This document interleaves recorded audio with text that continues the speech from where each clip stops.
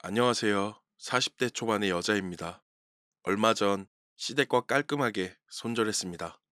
문제가 참 많은 시댁이었지만 기분 나쁜 일은 많았어도 크게 피해준 것은 없어 참고 살고 있었는데 더는 참지 못하고 깔끔하게 손절하고 소송으로 대응해 주리라 결심하였습니다. 이야기는 남편과 처음 만난 일부터 시작이 됩니다. 저희는 어린 시절 만났습니다. 저 고등학교 시절 연애를 했던 저희는 과하지도 부족하지도 않게 서로를 만났습니다. 남편은 고등학교를 자퇴하고 10대 후반부터 목수일을 했습니다. 시댁은 조금 특별합니다. 시부모님과 두 아들이 있습니다. 남편과 남동생. 남편은 어릴 적 부모님이 이혼하시고 어머님과 함께 살았고 남편이 초등학교 들어갈 때 지금 시아버지와 시어머니는 재혼을 하셨고 그 사이에 남동생이 태어나게 된 것이죠. 남편은 공부를 잘 못했고 남동생은 공부를 나름 잘했답니다. 그러면서 남편은 차별을 받았고 덕분에 고등학교 때부터 학교를 그만두고 돈을 벌기 시작해 성인이 되기 전 독립했다고 했습니다. 사실 굉장히 놀랐습니다.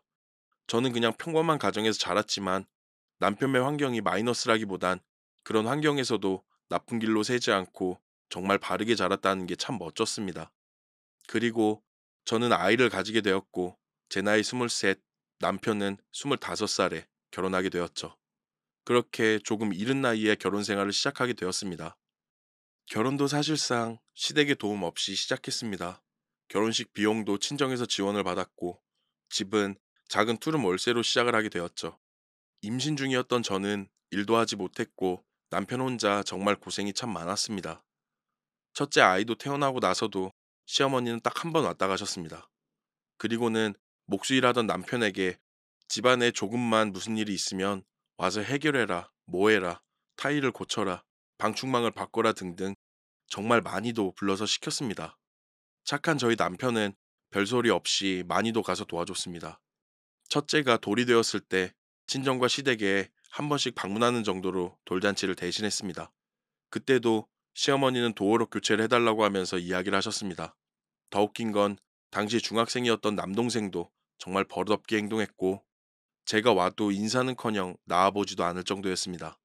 저희가 30대가 되고 도련님이 군 전역을 했을 때쯤 시어머니는 저희 남편에게 도련님 학비 등등의 금전적 지원을 요구하셨습니다. 당시 저희 아들도 초등학교 들어갈 때쯤 되었을 때라서 돈 들어간 일이 정말 많았는데 조금씩 조금씩 돈을 달라고 하셨고 명절이면 저희가 오는 것을 좋아하진 않으셨고 제대로 된 식사 한 번 한 적이 없는데 중요한 날이면 얼굴 보러 오라면서 노골적으로 용돈을 보내라곤 이야기하셨습니다. 저는 정말 불만이 많았는데 남편이 그러려니 하길래 그냥 넘어갔습니다. 당시 남편이 하던 일이 잘 되고 현장 일이 많아서 한 달에 600만 원도 넘게 벌고 있었습니다. 한 달에 150에서 200만 원 정도씩 시댁에 줬었던 것 같습니다. 그럼에도 도련님의 버릇없는 태도는 변하지 않았고 남편은 한번 화를 낸 적이 있습니다. 형이랑 형수가 왔는데 인사도 안 하냐고. 그때 처음으로 도련님과 남편의 다툼이 있었습니다. 시어머니는 저에게 네 남편 가서 말리라고 어린애한테 나이값 못하고 뭐 하는 짓이냐고 이야기하면서 화를 냈습니다. 그때 처음으로 저도 화를 냈습니다. 취직 준비한다고 학교 다닌다고 뭐 한다고 매달 도련님에게 용돈 보내는 게 얼만데 인사라는 한마디도 못하냐고 말이죠. 그리고 쫓겨나다시피 시댁을 나왔습니다. 그리고 나서는 시댁에 거의 방문을 안 하게 되었습니다. 정말 어이없게도 시어머니는 용돈을 계속 요구했고 그때는 제가 남편에게 보내주지 말라고 이야기하며 정말 인연을 끊으려고 했습니다. 다른 것보다 한참 어린 도련님이 제 남편을 무시하는 말투나 눈빛이 정말 화가 많이 났고 그럼에도 참고 찾는 착한 남편이 너무나도 안타까웠습니다. 그렇게 저희는 2, 3년 정도 시댁에 명절에도 방문하지 않고 살았습니다. 한 번씩 연락 오던 것들을 제외하면 연락도 따로 한 적이 없었고요. 그대로 인연을 끊어야만 했던 것 같습니다. 덕분에 남편과 친정을 더욱 자주 가면서 친정 식구들에게 더욱 잘하는 계기가 되기도 했던 것 같습니다. 그 시기에 저는 작은 동네 인테리어 사무실에 취직을 했고 맞벌이를 시작하게 되었습니다. 그때 도련님은 배달 장사를 시작하셨고 장세가 잘 되었었는지 저에겐 연락도 없었습니다. 그리고 도련님이 결혼하게 되면서 저희에게 연락이 왔고 시댁에 방문하게 되었습니다. 물론 금전적인 이야기가 오가기 시작했고 결혼하는데 전셋집이라도 구해주자는 식의 이야기가 오갔습니다. 저와 남편이 결혼할 때는 뭘 해주냐는 식으로 이야기를 해놓고 정말 어이가 없었습니다. 저도 아이의 엄마지만 어떻게 배 아파 낳은 자식에게 저런 식으로 행동할 수가 있을까라고 생각했습니다.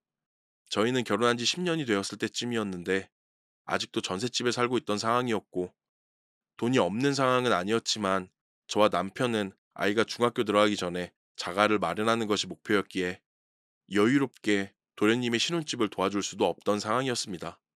네, 결국 도련님의 결혼에 1,000만 원으로 현금을 주었습니다. 저희 형편을 잘 아는 도련님임에도 미안한 기색도 없고 고마운 기색도 없던 게 기억이 납니다.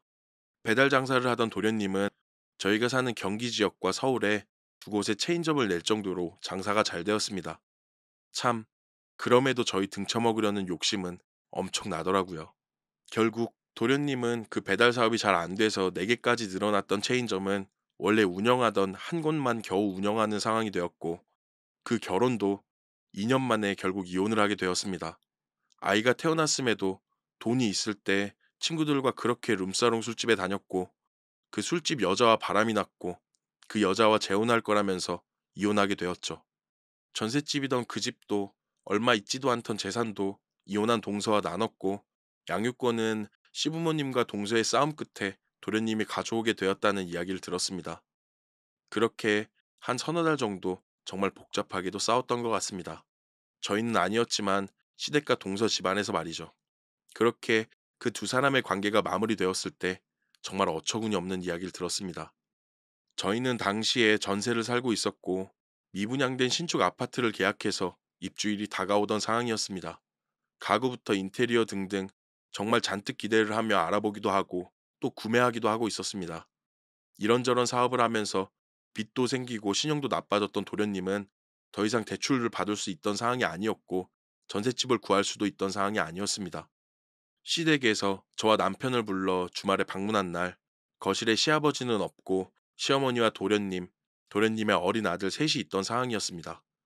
저와 남편 둘까지 다섯이 있던 상황이었죠. 저희에게 이번에 입주할 집을 도련님이 들어가 살자고 이야기를 했습니다. 너희는 지금 사는 곳에서 전세 연장을 해 살면 되지 않느냐고 이야기를 하면서 말이죠. 저는 잘못 들은 줄 알았습니다. 이사 가면 전셋집에 며칠 산다는 것도 아니고 30년도 더 된 다세대주택에 우리가 그대로 살고 10년 넘게 고생해 매매한 우리 집을 도련님이 살겠다고 이야기하는 겁니다. 남편이 입을 열기도 전에 전 이야기했습니다. 결혼할 때 아무것도 못 도와주신다는 거 이해했다고. 남편을 불러 집안 공사시켰던 것도 다 이해하고 용돈 보내드리는 것도 이해한다고. 그런데 어떻게 그런 말을 하냐고 이야기를 하자 도련님은 내가 달라는 것도 아니고 한 1, 2년만 자기가 자리 잡을 때까지 기다려달라고 이야기하면서 사람들이 뭔데 그렇게 쪼잔하고 옛날 이야기를 하냐고. 그니까 저희가 발전이 없는 거라고 그렇게 사는 거라고 이야기를 하는 겁니다. 거기서 저도 지지 않고 이야기를 했습니다. 얼마 안 하면 직접 매매하시라고. 그렇게 많이 발전하셔서 지금 그 모양 그 꼴이냐고. 아들 보기 창피하지 않냐고 이야기를 했습니다. 그리고 처음 저는 시어머니에게 뺨을 맞았습니다.